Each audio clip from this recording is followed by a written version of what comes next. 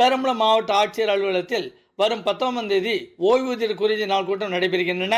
கருவூலம் மூலம் ஓய்வூதியம் பெறும் ஓய்வூதியர்கள் தங்களது ஓய்வூதியம் தொடர்பான கோரிக்கை மனுவினை வரும் 11ஆம் தேதிக்குள் மாவட்ட ஆட்சியர் அலுவலகத்தில் உள்ள ஹெச் பிரிவில் நேரிலோ அஞ்சல் வழியாகவோ வழங்கலாம்.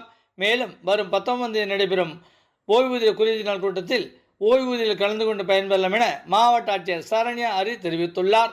பெரம்பலூர் மாவட்டம் வேப்பந்தட்டை தாலுகா நூத்தபுர் கிராமத்தில் நாளை 10ஆம் தேதி மாவட்ட ஆட்சியர் தலைமையில் மக்கள் தொடர்பு திட்ட முகாம் நடைபெறுகின்றன. இதற்காக பொதுமக்களிடமிருந்து கோரிக்கை மனுக்கள் பெறுமணி தற்போது நடைபெற்று வருகிறது. உலமாக்கல் மற்றும் பணியாளர்கள் நல வாரியத்தில் பதிவு பெற்ற 18 வயது முதல் 60 வயது வரை உள்ள உலமாக்களுக்கு புதிய இருசக்கர வாகனம் வாங்க மானிய தொகை 50,000 வழங்க தமிழக அரசு முடிவு செய்துள்ளது. இத்திட்டத்தின் கீழ் பெரம்பலூர் மாவட்டத்தில் பள்ளிவாசல் பணியாற்றும் ஃபேஸ் இமாக்கள், ஆலிமாக்கள், அரபி ஆசிரியர்கள் உள்ளிட்ட உலமாக்களிடமிருந்து விண்ணப்பங்கள் வரவேற்கப்படுகின்றன. தமிழ்நாடு அரசு கலை பண்பாட்டுத்துறையின் சார்பில் பெரம்பலூர் அரசு இசைப்பள்ளி செயல்பட்டு வருகிறது. இப்பள்ளியில் நடப்பு கல்வியாண்டிற்கான மாணவர் சேர்க்கை நடைபெற்று வருகின்றன.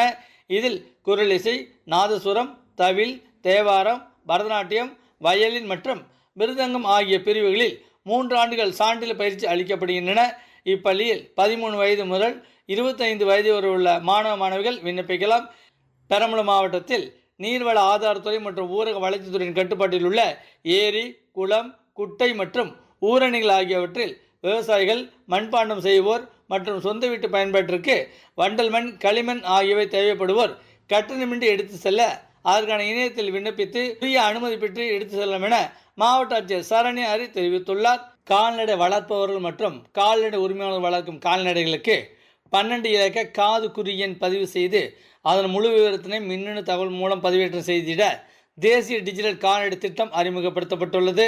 கால்நடைகளின் செயற்கை முறை கருவூட்டல், கால்நடை காப்பீட்டு விவரம், சினையுறு சதவிகிதம், கன்று ஈண்ட விவரம், கன்று பிறப்பு விகிதம், உரிமையாளர் பதிவு மற்றும் பெயர் மாற்றம், பருவத்துக்கேற்ப மேற்கொள்ளப்படும் கோமாரி நோய், தோல் கலலை நோய், அடைப்பான் நோய் ஆகியவற்றுக்கான தரவுகள் சேகரிக்கப்பட்டு கால்நடை பராமரிப்புத்துறையின் தேசிய டிஜிட்டல் கால்நடை திட்டத்தின் மூலம் இணையத்தில் பதிவேற்றம் செய்யப்பட உள்ளது. மாற்றுத்திறனாளி நலனுக்காக மாநில அளவில் சிறப்பாக பணிபுரிந்தவர்கள், நிறுவனங்கள், மருத்துவர்கள், அதிகம் வேலை வழங்கிய தனியார் நிறுவனங்கள், அதிக அளவில் கடன் வழங்கிய மாவட்ட மத்திய கூட்டுறவு வங்கி, சிறந்த சமூக பணியாளர் ஆகியோருக்கு சுதந்திர தின விழாவில் முதல்வரால் தங்கப்பதக்கம், ரொக்கப்பரிசு, சான்றிதழ் வழங்கப்பட உள்ளது.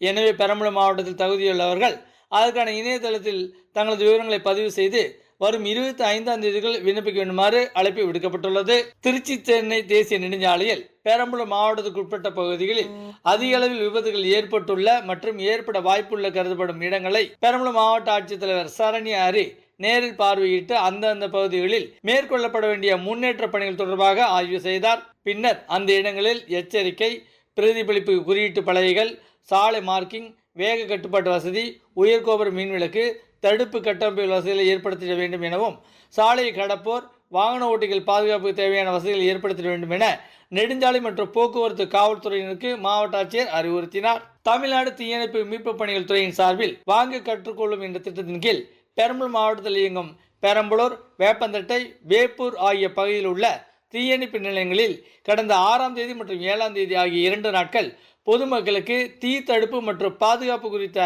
விழிப்புணர்வு நிகழ்ச்சி நடைபெற்றது. தொழிலாளர் நலன் மற்றும் திறன் மேம்பாட்டுத்துறை அமைப்பு சாரா தொழிலாளர்கள் பயன்பெறும் வகையில் பல்வேறு நடவடிக்கைகள் மேற்கொண்டு வருகிறது.